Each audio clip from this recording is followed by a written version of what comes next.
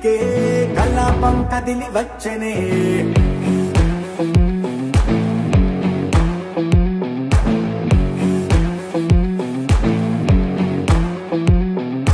అలా వైకుంఠపురములో బంటుగా చేరే బంధమే అలై పొంగేటి కళ్ళలో ఉల్లాసా తీసుకొచ్చనే కొడుకు పట్టింది గగనమే కదిలి వస్తుంటే మేఘమే భుజము మార్చింది భువనమే బరువు మోయంగ బంధమే స్వాగతించింది చిత్రమై రవిసి